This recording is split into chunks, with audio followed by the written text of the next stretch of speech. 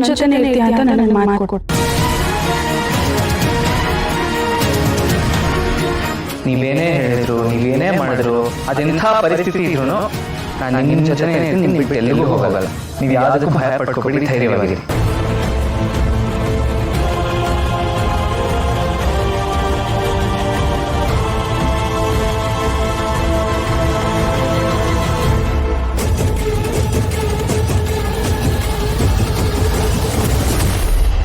ಅಂತೂ ನನ್ನ ಮೊಮ್ಮಗಳ ಪ್ರೀತಿ ಗೆದ್ದುಬಿಡ್ತು.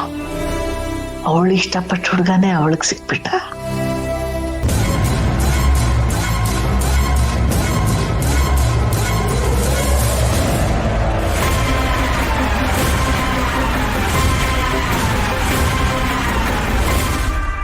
ವೀರು, ಏನಿದು ವೀರು? ಯಾಕೆ ಹೀಗೆ ಮಾಡಿದ್ಲು? ನನ್ನ ಮಗನಿಗೆ ಅನ್ಯಾಯ ಆಗಿದೆ, ನನ್ನ ಮಗನಿಗೆ ಅನ್ಯಾಯ ಆಗಿದೆ ವೀರು.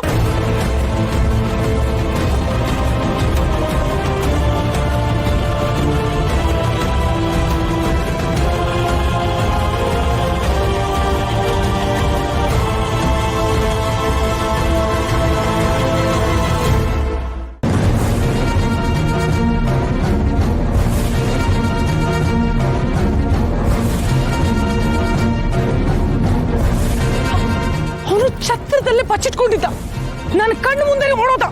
ಹೋಗಿ ಹಿಡೀರಿ, ಹೋಗಿ.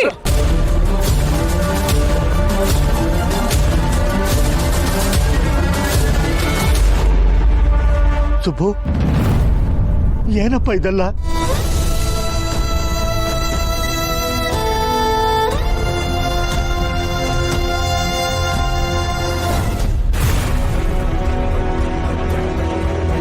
ಯಜಮಾನ್ರಿ, ಇಲ್ಲಿ ಏನ್ ನಡೀತಿದೆ ಅಂತ ನಂಗೊಂದು ಅರ್ಥ ಆಗ್ತಿಲ್ಲ. ದಯವಿಟ್ಟು ಕೋಪ ಮಾಡ್ಕೋಬೇಡಿ ಯಜಮಾನ್ರೆ.